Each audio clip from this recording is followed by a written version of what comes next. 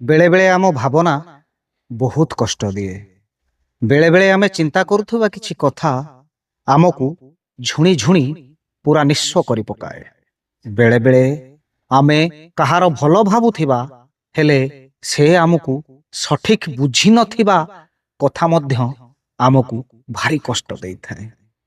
କ'ଣ ହୁଏ ଆଜ୍ଞା, ସମ୍ପର୍କ ଭିତରେ ଯେତେବେଳେ ଆମେ ଭାବୁଥିବା କାଳେ ସେ କ'ଣ କରୁଥିବ କ'ଣ ନାହିଁ, ଆମେ ତା ବିଷୟରେ ଗୋଟେ କିଛି ଭଲ କଥା ଭାବୁଥିବା, ଆମ ମନରେ ଗୋଟେ ତା ପ୍ରତି ଭଲ ଭାବନା ଥିବ, ହେଲେ ପରବର୍ତ୍ତୀ ମୁହୂର୍ତ୍ତରେ ସେ ଭାବନାକୁ ସାମ୍ନାବାଲା ବା ଆମ ସମ୍ପର୍କୀୟଟି ବୁଝିପାରେ ନାହିଁ, ବରଂ ଆମକୁ ସେ ଆଙ୍ଗୁଳି ଦେଖାଇବା ଆରମ୍ଭ କରିଥାଏ ଏବଂ ଆଙ୍ଗୁଳି ଦେଖାଇ ଆମକୁ ସବୁବେଳେ ସେ ଭାବିଥାଏ ଯେ ଆମେ ତାର ପର ଏବଂ ଆମେ କେଉଁଠି ନା କେଉଁଠି ତାକୁ ଅତି ନିଜର ଭାବିଥାଉ, ହେଲେ ସେ ଆମକୁ ସବୁବେଳେ ପର ଭାବିଥାଏ ଆଉ ଆଙ୍ଗୁଳି ଉଠାଇ କହିଥାଏ, କିଏ କହୁଥିଲା ମୋ ବିଷୟରେ ଏତେ ଭାବିବାକୁ।